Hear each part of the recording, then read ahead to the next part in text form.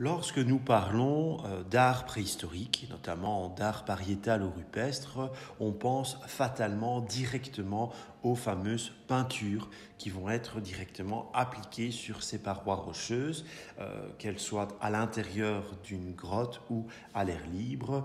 Et donc voici, en Espagne, en France et notamment ici dans la grotte de Lascaux, nous avons des exemples assez extraordinaires de peintures préhistorique. Ici, vu que ça se situe à l'intérieur de grottes, nous parlerons de peinture pariétale. Et vous voyez, il y a tout un bestiaire, toute une série de représentations d'animaux que ces hommes préhistoriques, que ces homo sapiens fréquentaient à leur époque, et ils vont systématiquement représenter dans des scènes extraordinaires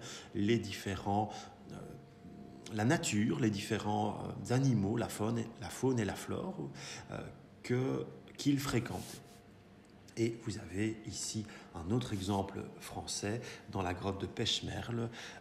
Généralement, les célèbres grottes préhistoriques françaises contenant ce type de représentation se situent généralement dans le Périgord.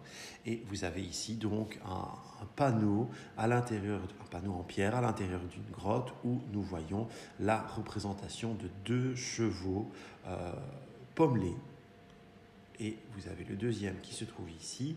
Et nous retrouvons aussi des mains qui ont été peintes grâce à la technique du pochoir sur ce panneau. Alors, vous avez dans le cours et ici à l'écran quelques reconstitutions qui vous permettent sans doute de mieux apprécier les techniques qui vont être utilisées pour créer ces figurations.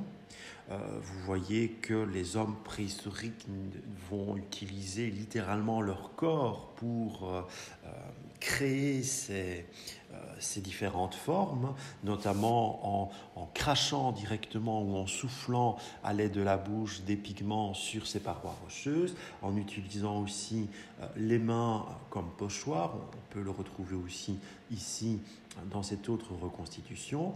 Le doigt peut aussi être utilisé comme, si vous voulez, un véritable pinceau qui va permettre de peindre les contours d'une figuration, d'une représentation. Et l'on sait aussi, grâce à toute une série d'analyses qui ont été effectuées, d'analyses chimiques autour donc d'analyses chimiques et très fines, très précieuses autour de ces, très minutieuses plutôt, autour de ces différentes peintures.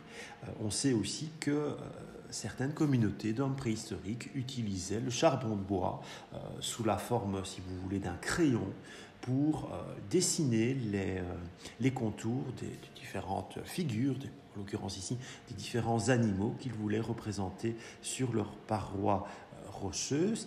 Et dans certains cas, extraordinaires panneaux également, on voit que certains animaux, comme ces lionnes, sont d'une certaine façon colorés.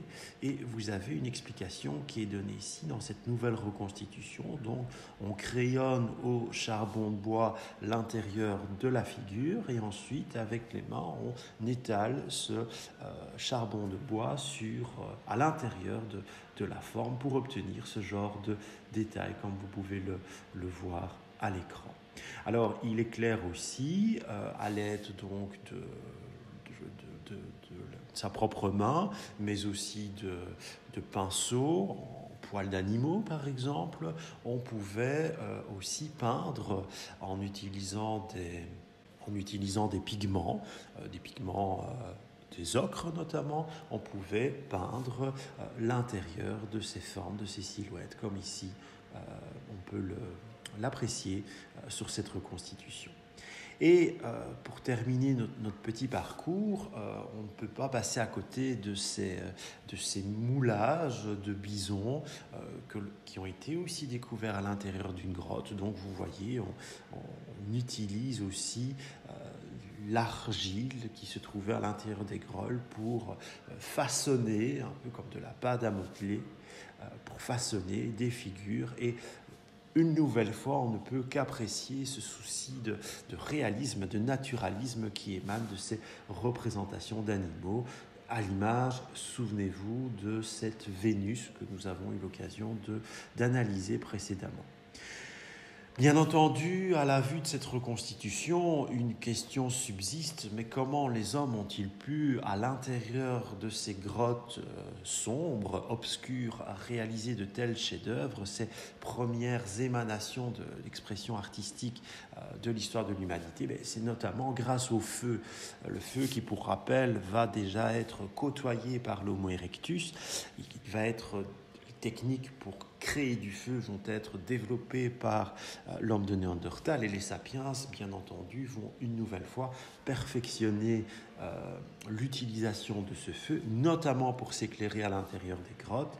Et à ce titre, bien voilà, vous avez dans le cours et ici à l'écran une reconstitution qui vous permet d'un peu mieux comprendre les techniques qui étaient utilisées, notamment pour que les hommes puissent transporter à l'intérieur de ces cavités obscures, de ces grottes, de ces cavernes, la lumière. Et chose extraordinaire, nous avons retrouvé chez les Homo sapiens du Paléolithique supérieur, dans certaines grottes, ce type d'objet. En fait, certaines communautés d'Homo sapiens avait déjà pris le parti de créer de véritables, si vous voulez, lampes à l'huile ou lampes qui étaient chauffées à l'aide de la graisse d'animaux, prélevée sur des animaux chassés.